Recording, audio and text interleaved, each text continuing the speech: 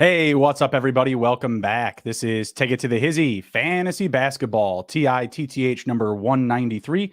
I'm your host, Justin Bruni, but I got a whole slew of co-hosts this evening. We got Stephen Hammond, Blake Jacobs, and our guest this evening, Tony from at the Fly Route Pod. How we doing, fellas? Happy Friday. Good, man. Happy Friday. Unmute yourself, Tony. Say hello. Happy Friday. How's it going? There it is. There it is. Welcome to the pod, Tony. Appreciate you coming by. Talk some ball with us tonight. Looks like we got some pretty good matchups. We're running a little bit behind tonight, but go ahead and introduce yourself to everybody. Let them know where they can find you. Anything that you're working on that you'd like to share. And after that, we'll just jump right into it here. Yeah, how's it going, y'all? I'm Tony from the Fly Route Pod. They call me Tony Playboy, a.k.a. Kendrick Percocet, a.k.a. Shaq's free throw form, a.k.a. the Windy City Bulls. I'm just here to talk ball. Big Chicago Bulls fan. You can see the D-Rose painting behind me. You can catch my latest episode. It came out today on all podcast platforms and on YouTube. Just type in the Fly Route Podcast. I'll pop up. And that's where you can find me at the Fly Route Pod on all social media platforms. Right on, right on. Well, you're in good company with a couple of Bulls fans, and we got our Celtics guy there, and Blake as well. Blake, how are you doing, man? It's been a while since you were on the show. Yeah, it's been a while. Just been doing the everyday life stuff. Work, come home, eat, sleep. That's about it, man. Anything exciting on the dinner menu? No, man. No? Not really, All right, I hear you. Been trying to watch the calories. All right, fair enough. Well, let's jump into our best bets and DFS lineups for tonight. Blake, you want to kick us off with your DFS lineup? I threw it on the bottom screen here for you. Okay. Yeah. Who you got? Yeah, starting at point guard, I got Cole Anthony tonight. Mm-hmm. He's just been killing it lately, averaging about 17 points a game. Looks about 7 rebounds to 5 assists. Mm-hmm. At a value of, what do we have him at? 6,500 on DraftKings. You can't ask for a better value there. Getting it all done from all aspects. Averaging about 37 fantasy points a game. Mm-hmm. Right under that, I got Gary Trent Jr. He's at 5,000 for salary. Just because of his minutes. I mean, he's averaging now 32 to 33 minutes a game. Upsides there, he can score, averaging about 14 points a game. Gets you a couple steals here and there. So I like that value as well. Jimmy Butler. Going with Jimmy Butler next. Like I said earlier, before the show started, he's averaging about 4 steals a game. So, I mean, if he gets you that's 8 fantasy points just for 4 steals. He gets it done all over the court, assists, rebounds, points. He's expensive, but I think that the value for 8,700 is great. I mean, you can avoid Doncic. I think he's at 11K. You can avoid Anthony Davis. He's right around 10K. So the value there is great, considering he can do everything that those higher salary guys can do. Mm-hmm. Under him, I got OG Anunoby. It's just, I like him at the Raptors. There's no one else that's really going to be there except Scotty Barnes. I mean, yeah. It's Siakam. They've been lacking a guy to get it done, but Scotty's been doing a great job. I'm kind of wishing I would have picked him. Anunoby isn't really doing much right now, but it's early. Under him, I got Wendell Carter Jr., a guy you guys know, used to play for the Bulls. He's cheap. Yeah. I know you hate him. He's getting minutes, and that's basically all you can look for. He's under 6K, so it's basically kind of a dart throw. He can get you up to 40 fantasy points, or he can get you 25. So let's just hope that he can carry it a little bit. He's at 8.75 with about 7 minutes left. The Magic in general, right? Yeah, I mean, it's the Magic, but the Magic haven't been terrible. Right under him, I got Jalen Brunson. It's just another dart throw, but he's just been playing great. He's averaging 30 fantasy points. He's been averaging 30 fantasy points a game. The minutes are there for him. The usage is there. Just really like the value. We got him at 4,800, really cheap, especially for averaging over 30 fantasy points a game. Miles Bridges, I know that. Steve? You really like him tonight for points, rebounds, and assists. What did you have him at? I had him at 27.5. Yeah, I love that. Low number. So number. Just looking at those numbers to get Miles Bridges at 27.5 for total points, rebounds, and assists. I mean, the guy's averaging 26 points, period, just in points. So that's just unheard of. I don't know how you got that. And then right under that for my utility spot, I got Aaron Gordon. I just really like him tonight because Jokic might not play. So they're going to need somebody to be down low. I really like him tonight. I don't really even know who their backup center is. Do you guys know? For Denver? Yeah. I'll tell you in 2 seconds. JaMychal Green. JaMychal Green, defense. I mean, yeah. Plays defense. He can hit some threes too. They got Jeff Green down there too. Yeah. The Covington aspect, yeah. So that's my DFS lineup, guys. All right, right on. Steve, you had the Miles Bridges prop, correct? Yeah, he's been hitting that with points, and then you throw in rebounds. He's been clearing it with ease, and then, you'll take whatever assists he throws in there, whether it be 3 or, let's say he gets up to 5. So I really like that number. So that's my best bet for the night. All right, right on. Does Bobo get any minutes today? Does who? Bobo. Does Bol get any minutes? I wouldn't hate to see it. Like if they've got him behind JaMychal Green, Minaj, and Jeff Green. So I don't know. Yeah, but none of those people are really true centers. No, they're not great. I'm going to take a look at his game log here really quick. I mean, he's only played 3 minutes so far this season. He's got 3 DNPs. I don't know why they have no interest in this guy. I guess not. He was playing pretty well in some spot starts last year. I remember grabbing him in fantasy and getting a couple of production nights out of him. Anytime they play him, he does well. That's the kind of the issue. They just never play him. Well, they should play him and try to move him. If this would be a great game to play him, assuming if Jokic doesn't play, they have no other guy even taller than 6'10". Like Aaron Gordon might be the tallest guy on that roster that is not Nikola Jokic and Bobo. Right. That's funny. I'm not sure.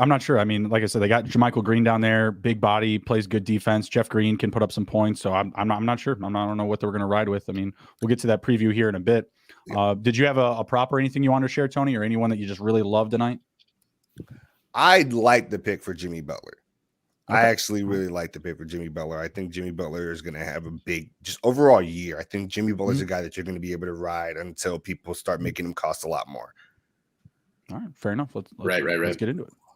Mine is Dorian Finney-Smith over 17.5 points, rebounds, and assists. He's hit it 2 out of 4 games so far this season. Porzingis is out of the lineup tonight, so they have him starting at the 4. I like Max Klieber. I like Dwight Powell, but I think that Finney-Smith can get his first double-double, get a 10 and 10 type of night, potentially playing 40-plus minutes. So give me Dorian Finney-Smith over the 17.5 points, rebounds, and assists. All right, jumping into our monkey knife fight props. First one up here, I have a points battle between Kevin Durant and Damonte Sabanis. Durant's number is at 29.5 and Sabanis is at 22.5. We'll start with Tony and we'll come around. You guys like the over or unders for these picks here? I actually like the over for Kevin Durant. Yep. All right. Yeah, I think they're not going to lose this game, and to not lose this game, KD's going to have to score at least 30. Okay. Makes sense. I think they only have 1 win so far. 2 wins. I'm sorry. They're 2 and 3. And I believe in each of those wins, he has over 29.5. So that makes sense. What do you think about Sabanis? That one I don't feel as good about. I feel like he could easily score over 22.5 points, but like I could also see him instead really getting like a triple-double and not scoring that much.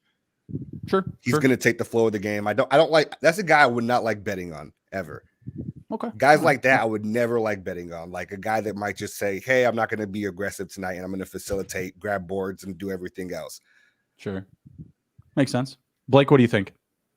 Yeah, I agree with the over on Kevin Durant.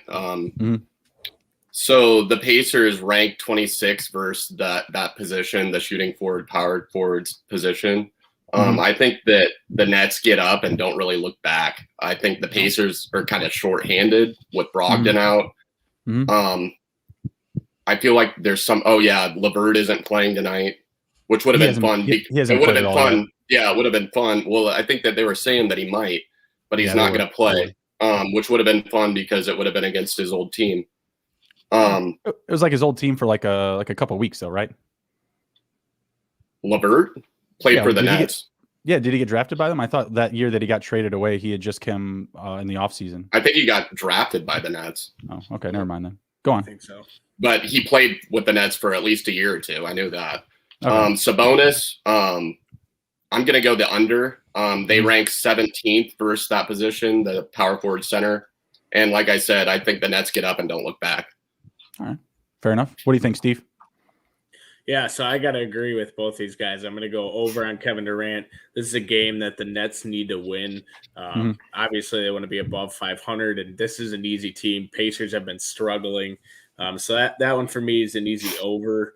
Sabonis, I got to go under. He's not even averaging that this year, and he's really just been all over single-digit points, and he'll put up like 17, and it just exactly you can't trust him at all. It's tough to bet that, so I'm going to go under. Should be scoring over that, but he isn't. I actually have the over for both, and I think that Brogdon being out tonight actually amplifies Sabonis' likelihood to hit the upside because he's going to need to be providing that offense. Like Chris Duarte has been a nice little thing. I know McConnell's going to be starting at the 1, but who are you looking for to score in this game from the Pacers? And I think that's going to wind up being Sabonis inside and outside the paint. I think they outmatch the Nets in the paint with Miles Turner and Sabonis over Blake Griffin and Kevin Durant with Nick Claxton out tonight. And their depth at the center and power forward position, Paul Millsap, LaMarcus Aldridge, I think it's just a step behind those two. I think Sabonis and Turner will wind up playing a lot of minutes tonight. Excuse me, as long as they stay out of foul trouble. That would be the biggest concern for me for Sabonis not hitting this prop is the foul trouble, if he gets into issues early. So he's 2-3 to the over on this number so far this season. Kevin Durant 3-2. And when they've he's won the 2 games that they've won, he's hit it. So I think there's upside for both to hit these numbers. Next up, what the line is for his assists, Sabonis?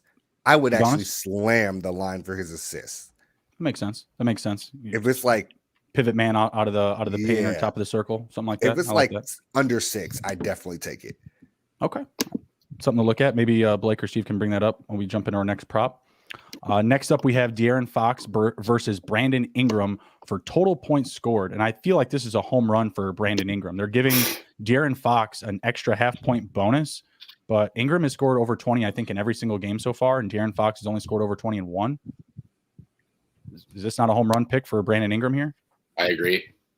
Ingram all day. I have him circled for sure. Yeah. Seems like a no-brainer. I mean, Brandon Ingram's definitely the safer pick from his body of work that we've seen. But I'm on the Kings this game, and so I'm actually going to take the half point with De'Aaron Fox and roll with it. Okay. I don't think the half point will make any difference. Yeah. He had 27 points, I think, a few nights ago. And I like him to have a big one here. I like them to run up and down the court and kind of just dog this Pelicans team, who's god-awful. Yeah. I lost something on them the other night. I don't remember who they beat, but I bet against them and they beat me. So is what it is. What do you got here, Tony? Brandon Ingram. I'm taking it Brandon Ingram because the Kings will probably win this game because the Pelicans are terrible, but Brandon Ingram is going to get a ton of buckets that don't matter. Someone is going to score. He's going to get a ton of buckets that don't matter. That's what he can always do. But it's there. I agree with the Kings will win this game. Yeah, sounds like a lot of us are on that pick. Next up is assists. Devante Graham versus Tyrese Halliburton. Halliburton gets a 1.5 assist bonus. When you look at their assist total so far this season through their game logs, it's like hit or miss, like who's going to have more. So I'll take Tyrese Halliburton with the 1.5. They're literally both getting anywhere from 4 to 7. Sometimes, I think they both have maybe one game over that. What do you guys think? Yeah, I'm gonna go with Halliburton. Huge Halliburton fan. You're getting an assist and a half. Devante Graham maybe has the more consistent numbers, but they're lower in my opinion. Where Halliburton had a game, I believe it was beginning of this week, 9 assists. So he has that opportunity to put up a tall number. Yeah, I agree there. Just because the numbers are so close and you get that little bonus with the 1.5, it just seems like the safer play. Okay. Yeah, I'm not gonna change here either. I'm on the same. I have nothing else to add. It's not really a hard pick for me. All right, sounds good. Let's jump into the game previews here. We are going to skip over Miami and Charlotte, and I think we're probably going to skip over the Nets as well because I think they're already off. They've already well taken off. All right, so we are starting with the Sacramento Kings and the Pelicans that we just touched on. Sacramento coming in as road favorites, -2 on the spread, -135 on the money line. Over under for this game is at 221. We'll start with Steve and come around. Sounds like you're picking the Kings, Steve. You like them to win. What do you think about the total? Yeah, this is one of my best bets out of the whole slate. So I got the money line at like -120. I would even lay the points. I think it's going to be a bigger margin than that. On the total, just because Barnes has been playing so good, I'm going to take the over here. I think this is a big win for them if they can get it. Just to continue their success, you got to beat these, the lesser team. I agree. Blake, what do you think? We'll come around this way. Go ahead, Tony. I'm gonna look up a number here and then come back to me. All right, sounds good. Yeah, I would take this early. I also said a little bit earlier that I thought the Kings would win this. -2 doesn't even seem like. I'm surprised it's this small. That's what I will say, given the Pelicans play this year. I would also say I'm fine with the over. Neither of these teams are any big on defense. They're going to want to just score. So yeah, that I'm pretty much in the same situation here for this game. Okay. I don't love the over, and that's because of the Pelicans. They haven't really been playing their role to the total. And honestly, neither is Sacramento. Sacramento 1-3 to the over, and the Pelicans are 1-4. But when we've watched the Sacramento Kings, they're scoring a lot. It's just I feel like they're getting a higher total every night. Like this is a little bit lower, but I still like the under. I think that the Pelicans are going to play a role. What was it? 220, 221, 221. Yeah, 221. I still feel like you can, if you want, buy it up a point, maybe another 1.5, but I still really like the under. I think there's more upside for that. Steve and I talked about it last week, when these teams are just starting out, the unders are definitely more profitable. In fact, this evening, there's only 2 teams with a winning record to the over. That's Charlotte and the Pacers. So those, wow. I mean, Charlotte's, one of the best teams offensively right now. I mean, we're only 2 weeks in, give it some time. But those are the only 2 teams playing this evening with a winning record to the over. Blake, what do you think about this game, and what are you thinking about the total as well? Help us settle this one. So I agree with so it was at 2.5 earlier today or yesterday. So it went down 1 whole point to 1.5 where I'm looking. Yeah. And the Kings are one of 6 teams in the NBA that are undefeated against the spread. Sacramento has covered the Portland and Phoenix against the road. So getting the job done against a 1-4 Pelicans, without Zion Williamson, shouldn't be too difficult. So I'm going to do that. I'm going to take that 1.5 for the Kings. All right. Right on. Sounds like we're all in on the Kings tonight. Hopefully they don't spoil us. All right, next up, we got the Los Angeles Clippers. Oh, Lord. Road dogs, +3 on the spread, +130 on the money line. Over-under is at 222 points. Going into Portland, we got a rematch here. These teams just played a couple of nights ago, I think on the 25th. Clippers won. We'll start with Tony on this one and come around. I'll just put out my notice. I am not happy with the Clippers. Me and the Clippers, we're not like this right now. Just putting that out there. Yeah, I actually like this game for the Portland Trailblazers at home being dogs.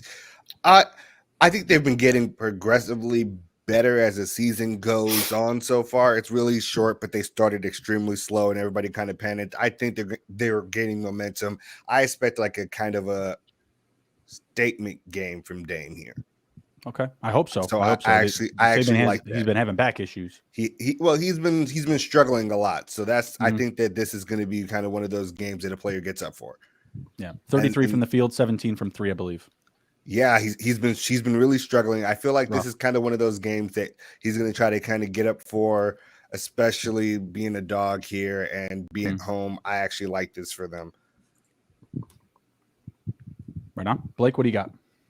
I'm going to take Portland money line in this. The Clippers, they're just not that good without Kawhi and Marcus Morris, and Ibaka's still on the shelf. The Trailblazers just kind of came off a bounce back win against that loss that they lost to the Clippers against Memphis. And there's like a huge rivalry between Paul George and Damian Lillard. And I think it's payback time for Lillard. So yeah, give me the Portland Trailblazers, the money line. I'm hoping that's going to be the case. What do you think, Steve? I really don't like this game from a gambling aspect. If I had to pick, I'd just lay the points with the Trailblazers. I think you're getting the Clippers on the road. You recently lost to them, and I agree with both these guys that Damian Lillard, I think this is a game. It's kind of a get-right game for him. Get some revenge against a team that beat you, and you might see, later on in the season. So yeah, I'm going to lay the points for the Blazers, but I'm not running to the book to bet this. I feel you. I like the Trailblazers. At this point, 2-3 points on a spread. I agree. Just give me the money line. We're looking at a total of 222. I don't necessarily love that. The Clippers haven't been doing their part to the total. Blazers have been struggling, like I mentioned, Dame Lillard. I don't know if like I said, he's dealing with a back issue. I don't know if it's like the get-right game because he's just going to be feeling better, or if he's just so motivated to stick one in Paul George's face, the Clippers in general. But it's really hard to bet on the Clippers. They put up 79 points versus Cleveland. 79. They didn't break 80. And we're going to bet on them. And we're going to bet on them. Like, don't get me wrong. Like, golf clap to the Cleveland Cavs. Like, they've been getting it done. They've been playing very good basketball. But the Clippers, come on, Paul George, do better. I'm taking the Blazers in this one. I don't love the over 222. What do we got here? Clippers 1-3, Portland 2-2 to the over. Take with that information what you want. I think Portland can do their role to put us over the total. Don't trust the Clippers. Not off a 79 point performance. No, thank you. I'm trying to remember who I lost with. What game I bet on the Clippers. I think it was Memphis to cover like a small portion. It was like to cover 4, and they lost by 6 or something like that. Blew me away. So yeah, me and the Clippers, we're not tight right now. We're not tight.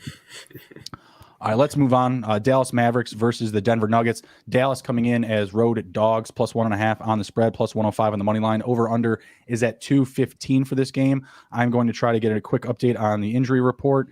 Jokic still a game time decision. We're still a bit ways away here from tip off, and the Mavericks are going to be missing Kristaps Porzingis. Big reason for my Dorian Finney-Smith prop this evening, and that's it. Oh, and Sterling Brown, but I don't know if he's been playing or not. So. What do you guys like about this game? Where are you guys at here? We'll start with Tony and come around.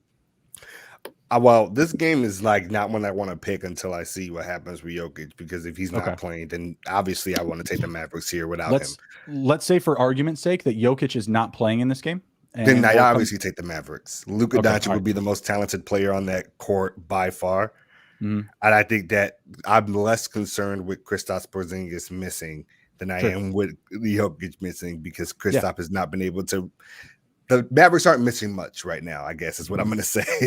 Definitely, and it's not like they're going to need a big. They don't need a lot of pressure on having a big on that court anymore, given Jokic is the only other guy that size and they won't play Bobo. I think Mavericks. I would just actually. Too bad it's both 105, or you just take the money line. So like, I'd also probably take the under. Actually, I'd also probably take the under in this game. Okay. I like the under, and I like the plus 105. What do you think, Blake? The best thing that I like about this game is the under. Both teams are bottom 10 in scoring, especially if Jokic doesn't play. I mean, that's just – the under is great. I like it. What about you, Steve? Yeah, I'm going to take the under here. You just saw the Nuggets set up. I think they only scored – they didn't break 90 when they played the Cavs. And I'm just going to take the value here, especially if Jokic is out. I'm taking plus 105 Mavs. Cavs playing that defense. Yeah, I'm just laughing about how much we keep talking about the Cavs just putting the clamps on everybody in the league. We're about to talk about them even more, man. We'll talk about them a lot. Yeah, I like the Mavericks here. Give me that plus 105. I'll ride with the under with you guys. Right now, 72% of the public is coming in on the over. 67% has Denver to cover this game. I don't know how they're going to cover this game at the minus 1.5, but public must just be really trusting that Jokic plays. Jokic left 15 minutes into his last ball game, so I'm not necessarily like overly confident. Like the GTG isn't anything to worry about tonight. So yeah, I'm going to stay with the Mavericks here, even with hobbled Jokic, even in the lineup. I'll still take them on the plus money. Give me the Mavericks here. All right, next up, Cleveland Cavaliers. Star Childs of the NBA, +7. Road Dogs coming into Los Angeles, plus 235 on the money line, over under 218.5. I'm going to check the injury report here. Steve, if you want to start with your take, and I'll bounce back if I have anything to update. Yeah, I got to take the under in this Cavs game just because they've been clamping up everyone. We've been talking about it all show, so I got to stay with that. I got to stay true and on brand. As for the spread here, it's tough because Lakers obviously haven't played all that well this season. I think they're 2-2 right now. 2 and 3. Cavs, I'm going to take damn, this is tough. I'm going to take Cavs +7, I guess. Love it. Don't feel confident about it, but you should. I don't feel confident about laying 7 with the Lakers. That's just too much for how they've been playing, especially with Russell Westbrook struggling. I think he has the worst plus-minus on the entire team. So, yeah, I'm out on the Lakers. Averaging 6 turnovers a game. That is an atrocious stat. Tyler Hero with the buzzer beater, son of a bitch. Miami 33-22 over Charlotte, end of the first. Blake, what do you think about this Cavs and Lakers? Still GTG for Davis and LeBron. Talon Horton Tucker out. Wayne Ellington, Malik Monk, both GTD. So I think Davis plays. LeBron. I mean, have the odds makers even seen Cleveland play yet? I mean, why is this? Even if LeBron plays, I don't think the spread should be that big. They just lost to the Thunder. Meanwhile, Cleveland's been coming off wins against the Hawks, the Nuggets, the Clippers. I expect the spread might even drop more if LeBron plays, if they announce it. So I don't know. I mean, I'm taking the plus. I'm taking the plus points for sure. +7 Cleveland. Lock it. Who's also missing nobody. So they're missing Isaac Okoro. Not a big deal. CD Osman, Isaac Okoro, same bro, same dude. Darius Garland, Colin Sexton, Lauri Markkanen, Evan Mobley, Jared Allen, starters. You got Kevin Love coming off the bench. Yeah. You've got CD Osman coming off the bench and Ricky Rubio. This is a deep team, man. What do you think, Tony? One of my best bets though too, I wanted to throw in is I like Kevin Love over 11 points tonight. Yep, I like it. It. Yeah, I'm with you all here. Cleveland +7 seems like the smart money here. This just seems like a game where either the Lakers will lose or blow them out. I feel like there's really going to be no in between, and that almost definitively is decided by if LeBron plays, because then they'll massage a lead and they'll keep it, and he won't let them get back into the game. But I honestly think that in the case where he doesn't play, it's easy for Cleveland to cover. All right, fair enough. I think if he plays, Cleveland still covers. I trust them. They're really deep right now. They're not dealing with injuries. The Lakers are still trying to figure it out. They're still trying to make it work. And in Cleveland, they just have tool guys. They have a Ricky Rubio that will come in and just play defense and distribute the ball. Right? I'll have a guy like Kevin Love come in who will take outside shots and just grab rebounds. They have these utility guys that are coming in that have a ton of experience that are giving them a ton of depth right now. The thing about the Lakers for me is that when they get things moving, it moves really well. The problem is that that's really up to chance right now. Yep. You can see them get up 26 on a team like OKC and then just completely collapse, right? The potential for just just really, really running things up on the team is there. Yeah, I mean, just look at the talent that they have. They just got to put it together, right? I mean, and it's hard to say how or when that's going to happen. You know, when you have Russell Westbrook playing poorly with the starters, you have LeBron banged up. Anthony Davis is just doing Anthony Davis things. He's just scoring, getting rebounds, getting blocks. He's fine. He's doing great. Those LeBron and Westbrook, they need to figure it out. I mean, LeBron really just needs to start hitting his shots and stay healthy. All right, let's go through some What's that? Year 19. Yeah, that's true. How are we supposed to complain? Yeah. Like, oh, I've only been doing this for almost 2 decades, pal. Lay off. All right, let's jump into our fantasy waiver wire. Before we start, do you guys want to share anybody that you may have picked up this week or the past 2 weeks that's just been really going off for you, performing well, that may not be on this list? No, but I dropped somebody that's going off. Cole Anthony. Oh, okay. Well, yeah. I mean, when you look at Cole Anthony to start the year, he didn't really seem like a person that you had to must draft. Like I drafted Terrence Ross because I was like, he's on the Magic. He'll get a lot of minutes. They're going to need somebody to score, right? Like that's kind of like the narrative with all of these guys. Like, oh, It's a big guy for the Magic. Well, he plays a lot of minutes and should get rebounds. Wendell Carter, come over here, for a night, maybe. I'm not going to draft you. But that's pretty much like the Magic right now. They're kind of a revolving door. I'm trying to think of somebody that I may have dropped that started doing well. I don't know. I've been making a lot of ads, getting after it. Montrezl Harrell's been giving people crazy value all year. Yeah, there you go. There you go. Yeah. He's been blowing up for sure. Took the Wizards to cover the plus money yesterday. That was pretty legit. Taking care of business versus the Hawks. That was a nice little dub. All right, let's get after this fantasy waiver wire here. First up, Maxi Klieber. Looks like Porzingis is out tonight. Should be a little bit more playing time. And without that, even he's coming off a 49-point game, fantasy 49-point game. 12 points, 10 rebounds, 2 assists, and a steal. 6 blocks in his last game. Obviously, that's holding up the number quite a bit. But Klieber, he was a nice little piece last season, in and out of your lineups, on and off your team kind of guy. You guys were ready to spend some money on Klieber? Only 19% rostered. I'm not. No, I think it's a fluke. Yeah, I'm just gonna stay away. All right, fair enough. Tony, Steve, sorry. So I agree with Blake that this is probably a fluke, but we've talked a lot about the short-handedness of the Nuggets up front this tonight. So that actually. Oh, yeah, the Nuggets might be missing Jokic, though. Yeah, right. So that's what I'm trying to say. We talked about the shorthandedness of the Nuggets up front tonight. So actually, that might end up being a really good play for somebody, especially given the extra minutes against the shorthanded team up front. So I think it is also a fluke, but you might get it twice in a row, and the person that comes on the next game gets burnt. There you go. I don't hate it, Steve.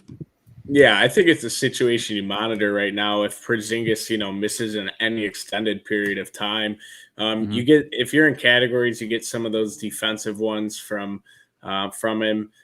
So yeah, it's something I do agree that if you don't hop on it now, it's probably like you're going to get burnt. It's like chasing Bitcoin. You usually get burnt, or at least I do, because I buy in when it's at its all time high. But yeah, don't do that.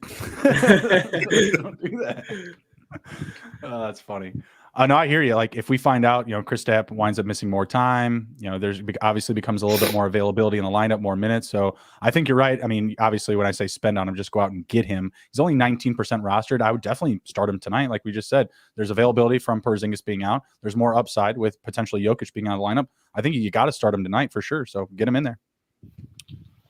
All right, next up, we got Jalen McDaniels, now playing for the Charlotte Hornets. Last couple of games, he's been playing more, 22 minutes his past couple of games, and with that, the production has really risen. Are you guys buying in on this increased playing time, or are you maybe staying away because P.J. Washington's kind of been in and out of the lineup, and when he gets back, it's kind of his role? I think they want to get him involved. Young talent on them. I think he's only 23, and you've been able to see what he does. I mean, P.J. Washington will eat into some of those minutes, but I think you got to give enough run to McDaniels to really see what he can bring to that team, especially when down the line you're going to need him if they're a top team out there in the East. So I really like him. Yeah, I like him, but it's just there's too many mouths to feed there right now. I can sort of compare that situation to a Suns situation for Cam Johnson. yeah, Cam Johnson's a great player, but there's just so many people that are trying to eat at that same position. Mhm. So yes, if he was playing 30 minutes, I'd love it, but it's just not going to be consistent enough for me. They do love to move the ball around a lot. Everyone's scoring, everyone's getting their touches, so I can understand that for sure. Maybe I don't add him for this game, but if again, kind of like following that situation with PJ Washington, if that winds up getting worse, this guy's definitely has to be owned, and that 10% rostered is going to climb really quick. It's 9% in the last day, and that's literally from 1 to 10%. So I have to assume if we start hearing more negatives about Washington, again, his availability is going to become less and less available off the waiver wire. So definitely a guy to put the star on, follow, whatever. All right, next up, one of my faves so far this season, Lonnie Walker the fourth. Is that right? One V. That's 4 Roman numerals. Am I getting that right? That is a 4. Right. Yes. Lonnie Walker the fourth. The fourth of his generation. I love it. 31 minutes his last game, 25 the game before that. They have an injury issue with Doug McDermott, so he's out of the lineup. You're getting more minutes from Lonnie Walker and Devin Vassell at the 3. He's been good so far. I've hit a couple of props on him on PRAs, points, rebounds, and assists. Definitely somebody that I've added in fantasy. 32 points his last game, 26.4 the game before that. His lowest game was 3 games ago at 16.8, and he started the year with 36. Like, in fantasy for point base, this is great. He's only 34% rostered. People are starting to catch on, 21% increase in the last couple of days. Anyone against Lonnie Walker, the fourth? No, I think this dude's mad talented, and everybody's kind of been able to see that if you've been paying attention. But like, unless you have League Pass, who's really watching the San Antonio Spurs? So me. I love DeJounte Murray. I'm getting the jersey, baby. He's like the Jamar Chase of the NBA. Obviously, he's been playing it longer, but you know what I mean. Like, dude is lighting it up.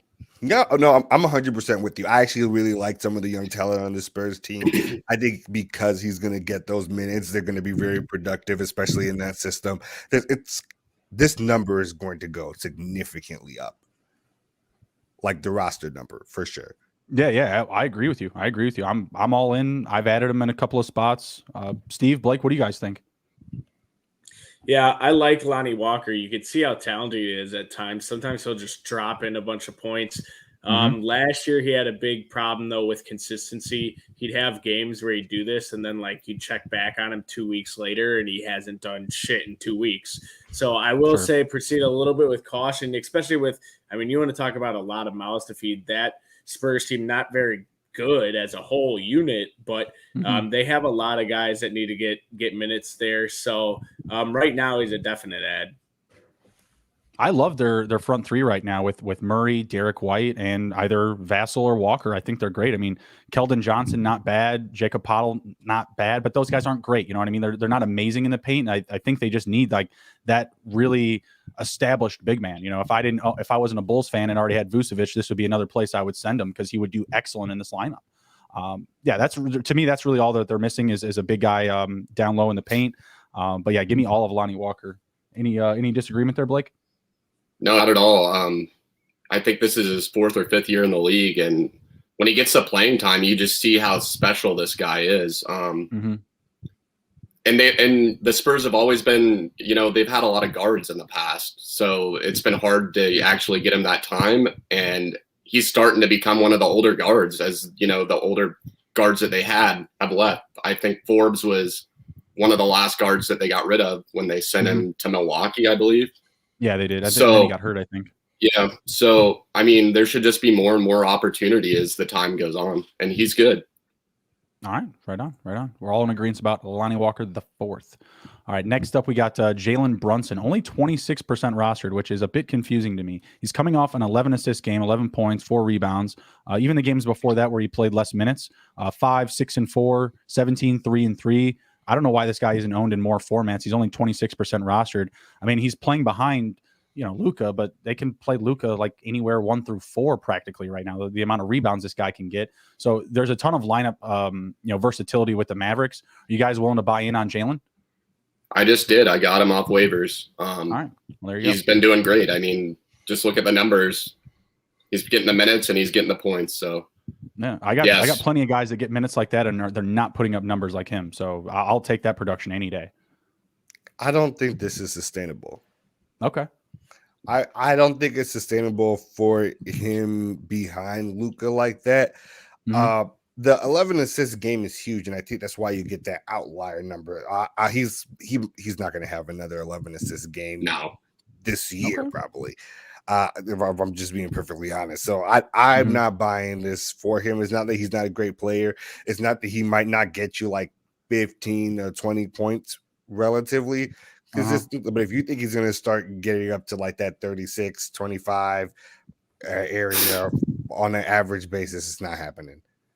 All right. I mean, that's a fair take. I just feel like they're going to get him in the lineup. They're very limited on scoring options. I feel like you're going to need to try to move these guys around, push Luka to the 2 at times, even, push Luka to the 2, Hardaway to the 3, stuff like that. Like they're just not very deep.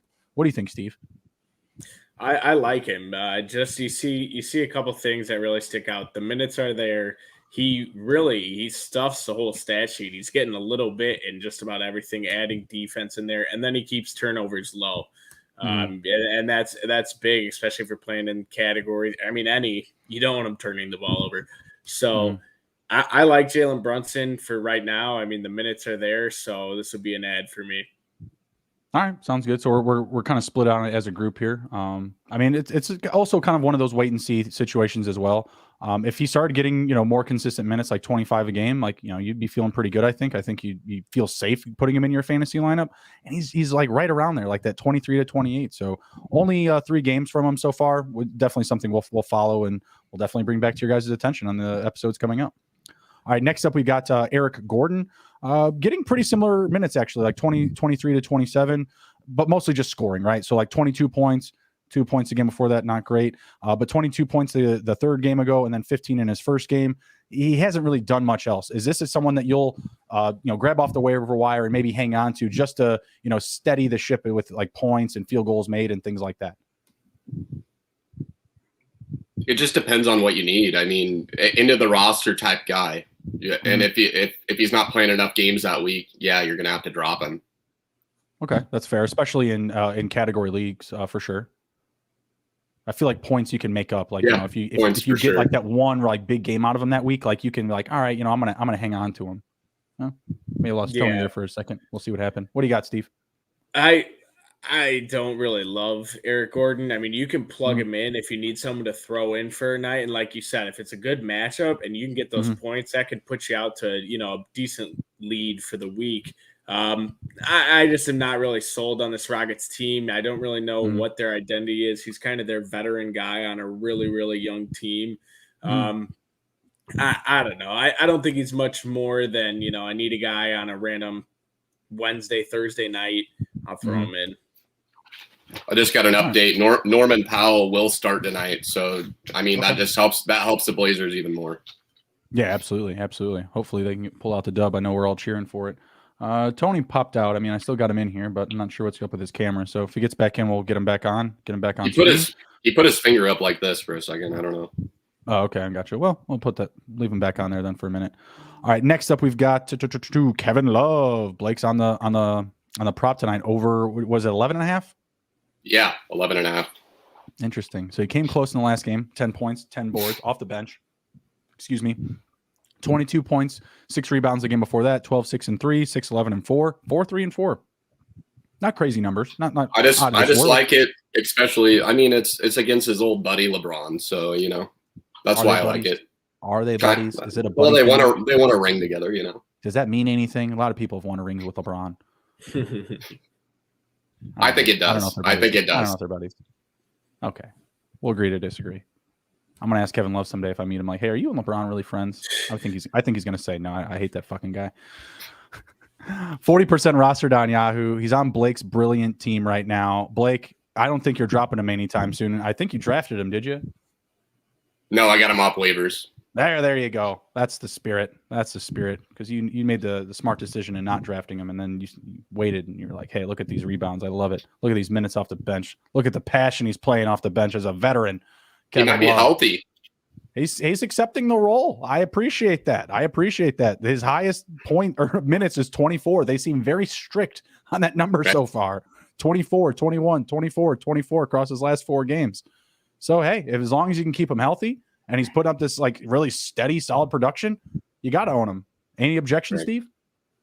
No, I think you see it. It's pretty consistently 24 minutes. He's banging in the paint, getting to the free throw line, putting in about 5 a game recently. So, yeah, I think Kevin Love is definitely rosterable. I'm a little nervous about that 11 number for Blake, but hey, I like it. He's been coming close every game, so I can't be that concerned. I mean, there's only been the first 2 games of the season he wasn't really close, but they lost those games, and they've been super competitive since then. It's more of the matchup in this one that I don't necessarily love for him. Maybe he could step out, hit a few threes, and that'll put him, in the driver's seat right there. And he's a talented shooter. There he is. You good, Tony? Hello? You good? Yep. Hello is good. Yeah. Sorry, I couldn't hear you all for some reason. Like you. Oh, no worries. Yeah. We're in the fantasy waiver wire. We just did Kevin Love, and we were not going to do this one without you because the man is just doing his thing. He's just doing what he does, and that's Alex Caruso, baby. I mean, the numbers aren't sexy, but he is with that headband gang over here. The Bulls, let's go. 28 minutes, 27 minutes, 29 and 27 across his first 4 games, and he's mixing in everything. Points, rebounds, assists, steals especially. He is playing lockdown defense. I don't know if y'all saw him posting up last night, playing the defense in the late minutes of the game, getting those stops. Bulls were on like a 10-0 run in the last minute and a half of that game. It was crazy. Had a couple opportunities to finish out the Knicks. We couldn't get it done, but Caruso was doing his thing to put us in a good position to win. So 43% rostered. Any objection here? Because I can't think of one reason not to roster Alex Caruso right now. So someone tell me why I shouldn't. No, I like it because you aren't ever really sure how exactly he's going to do it, but he's going to get you those points. Yes, sir. Like he's just a hustle guy. You're not really sure exactly how it's going to happen, but he's going to get a little bit of everything and be like glue for this team. And I think his minutes are actually going to go up. I could see them go down a little bit when Kobe gets healthy, but that's about it. Kobe White. Yeah. I like any Kobe objections? White. I do. Yeah, no objections. I like Caruso. I think it was the game against the Raptors where he took the guy into the post and had a nice little no-look dish to Levine, who went and took it home. I like him because he's kind of a Swiss Army knife. He gets a lot done. I do think you're going to see his minutes actually increase a little bit just because they're going to have to stagger some minutes with Patrick Williams. Now sounds like he's going to be out for the year. I get it that they're not in the same spot, but that just means, you're sliding people up, you're sliding people down in your lineup. So actually there's going to be more there. Kobe White, does he last the whole year on the Bulls, or is that a piece that they move at some tight?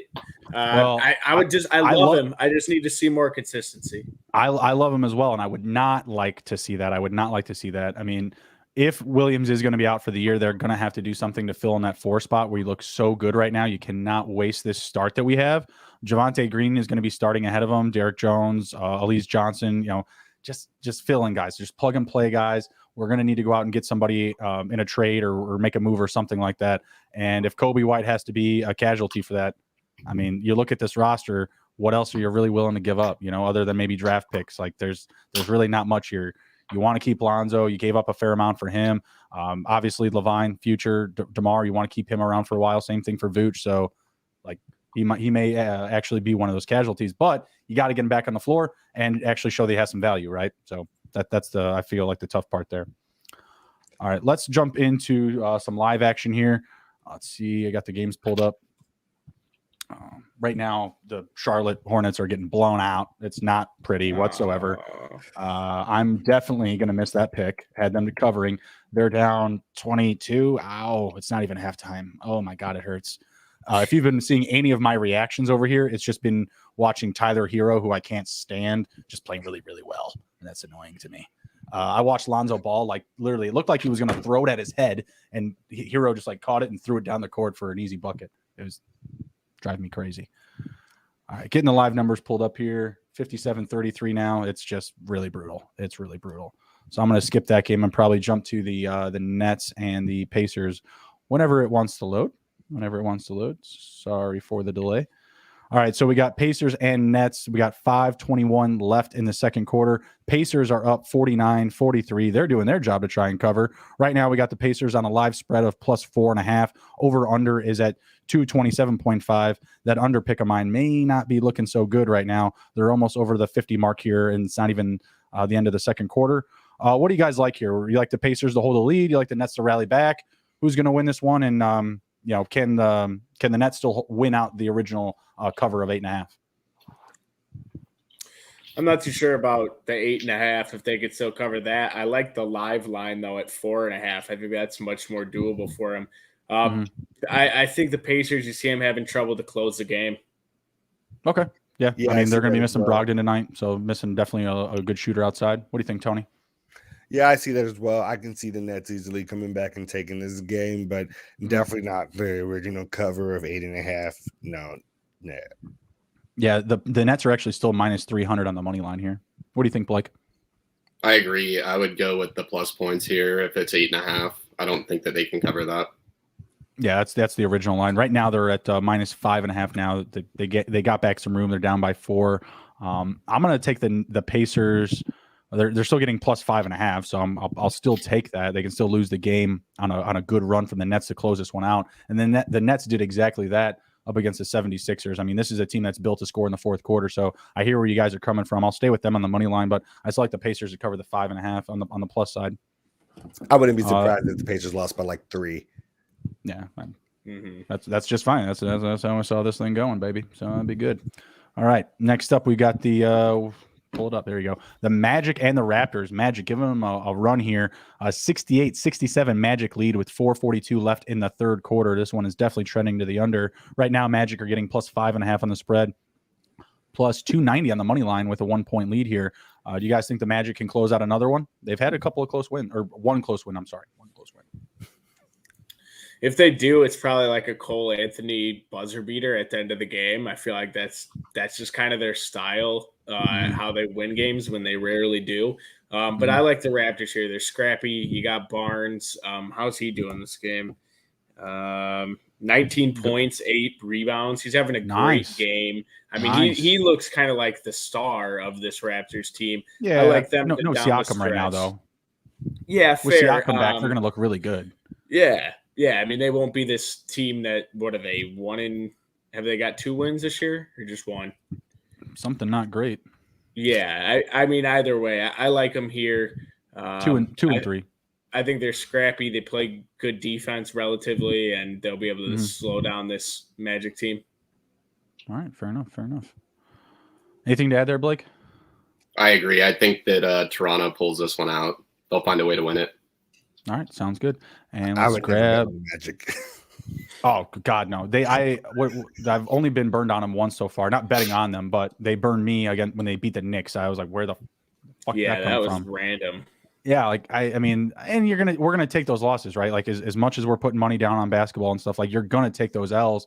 You just got to try to stay away from as much as possible. I mean, that's pretty much it. That's all you can do. It's just try to negate risk. All right, next up, I've got the Kings and the Pelicans. Kings leading. Thank goodness something's going right for me.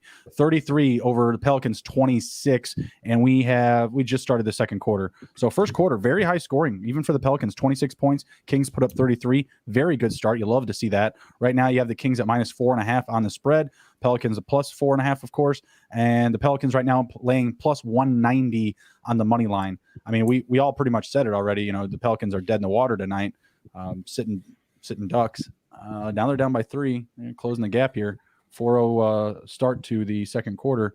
What do you guys think about this one? Are we still all on the same page with the Kings? Yeah, I'm still on the same page, and I'm liking that. I thought the over was the way to go here. This is looking like that's going to pan out. Yeah, that's definitely a really good start for the over for sure. I'm going to need some defense in that game because I definitely bet at that under. Right there will be none. It's a pace up. It's a pace up game, guy. The fuck was that lady wearing? They're showing this Miami Charlotte game. That looks like this lady was wearing a tablecloth with like a couple of holes in it. What the shit? Hey, that's Miami, baby. Dude, she's wearing literally like her all pink. Like she's got like the thigh high shoes and everything. My God, like that's going all out. That's like old Florida. That's not even Miami. That's just old Florida. All right, what else we got here? I think that might be the last one. We got the Pacers, Nets, we got the Brooklyn Heat. Yeah, that's the last one. You guys, anything to close it down with before we head out? Not much, guys. Just have a great weekend. Yep, absolutely. We got some good football matchups this week. Going to be good. Me and Steve will be here Sunday morning talking our picks. Hopefully not too fucked up from the night before. I will say, if you want some great picks for this week, you should check out the episode that we dropped. Who Mike Wall? I had 11-year vet, NFL Pro Bowler Mike Wall, Packers legend, on the podcast. We went through the games for this week, made our picks. I do a 5-5 picks every week. I will say we did an extra one for the Packers and all the teams that he actually played for in his career. He called Packers money line. He was like, Aaron Rodgers is actually like near undefeated in this situation without Devante Adams. Apparently, he just always turns on and finds a guy. And if you think back to those, like the Jeff Janis, like crazy touchdown game, like he's had those games where he's been missing, you know, who are like Jordy Nelson and even like Donald Driver, like when he was younger, you know what I mean? Like he's been in those moments before, and he had Aaron Jones still too. Yeah, so that was a pretty interesting stuff. I'm already up 1, and so far got the picks heading out. So you can catch that at the Fly Route Pod. Right on. Go check that out, guys. Check out Tony on Twitter at the Fly Route Pod. Is that available like on your website or anywhere else? The show is available on Apple Music, Spotify, YouTube, like anywhere that you can listen to something. I'm there. I promise. All right, get after it, guys. Get after it. And when you're done checking out their picks, come compare them to ours, and we'll see where we're at. I had Packers +7. I didn't take the money line, but I took the +7. I felt good about that. All right, cool. Well, take care. Be well. Everybody enjoy their Friday nights. Have a happy Halloween. Don't do anything I wouldn't do. Be good. And if you can't be good at it. Later, guys. We'll see you.